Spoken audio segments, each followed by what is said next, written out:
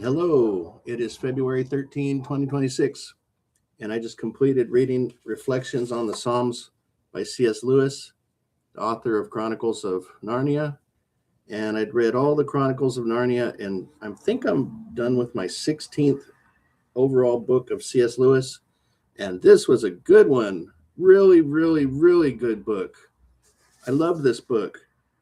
So it's a very broad book. It covers a lot. It's very deep, and I'm going to try to decipher who the audience would be for this. So, for sure, Christians, probably for people that are doubtful about Scripture, that want to see some more evidence to the affirmative that the Scripture is real and accurate, because C.S. Lewis was probably the most renowned Christian writer of the 20th century, and he gives a lot of information in this that's very interesting and applicable, covers a lot of topics. So he starts with judgment in the Psalms.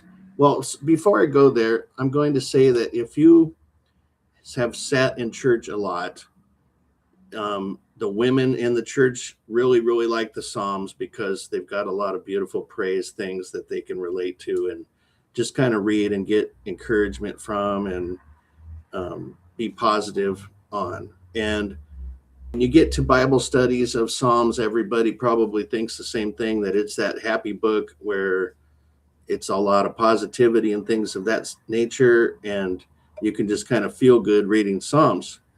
But C.S. Lewis makes the argument that it's not just a book of praise or a book to make you feel good, that it's got a lot of tie-in with prophecy, and there's a lot of stories that are allegories for things that will happen later in the future and have double meanings and things of that nature that you have to kind of decipher. So there's some depth in some of these. And it starts with basically talking about some of the judgmental Psalms and how they come across as very harsh. And there was a lot of good information about how back in the day in Israel, if you were not a well-to-do person, getting a court hearing was near impossible. So you could never get justice. And a lot of the things they write about in this book, and some of the Psalms about judgment, are because they don't have access to a justice system. And this is foreign to Americans because we have access to a justice system that looks out for us if we are in the right.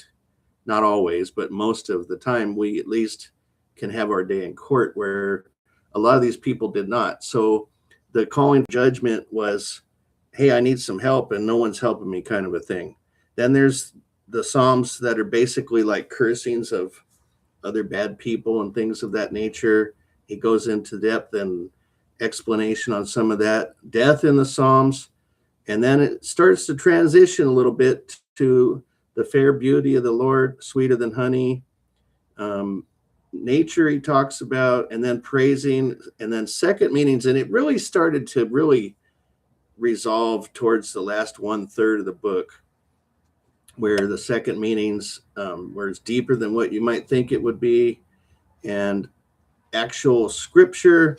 And a lot of it is apologetics to prove that a lot of things that a person might read and think are not applicable to them are, and the reasons why, and second meanings, and how you have to dig deeper sometimes to understand some of these things. And that's where the safety in a multitude of counselors comes in the Bible, where a layman may not be able to fully grasp the challenges of Old Testament writers and life, and how those things apply to us, and what other meaning is in the statements that they made in those Psalms.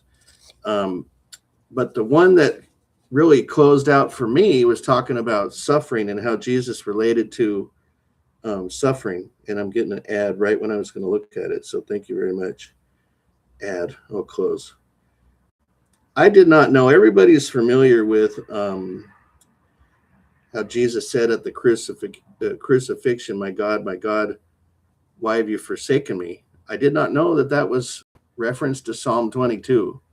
And there's all kinds of little tidbits in this book that are like this, but I will tell you, I'm going to read some of this. My God, why have you forsaken me? Why are you so far from saving me, so far from my cries of anguish? I cry out day by day, but you do not answer by night. I find no rest. Yet you are enthroned as the Holy One. You are the one Israel praises. And it goes on and on.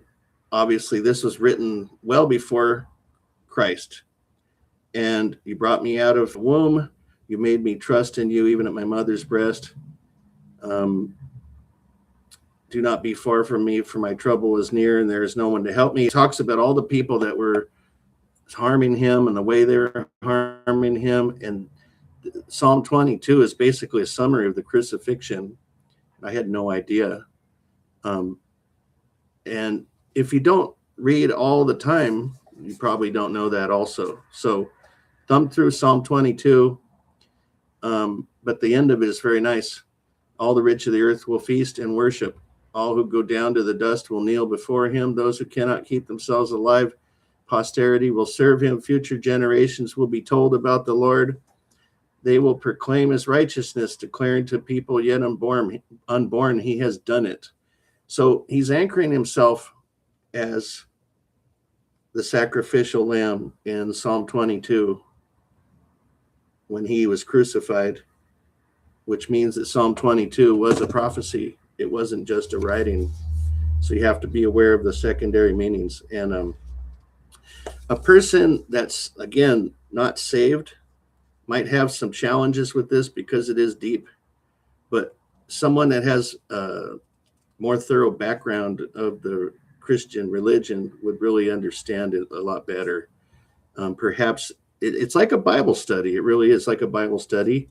Perhaps you could read this in a group setting as a Bible study, or you could try it as a novice, but make sure that you talk to somebody that's a pastor or somebody to answer your questions at the end. But I thought it had a lot of depth, and it was just a great book overall.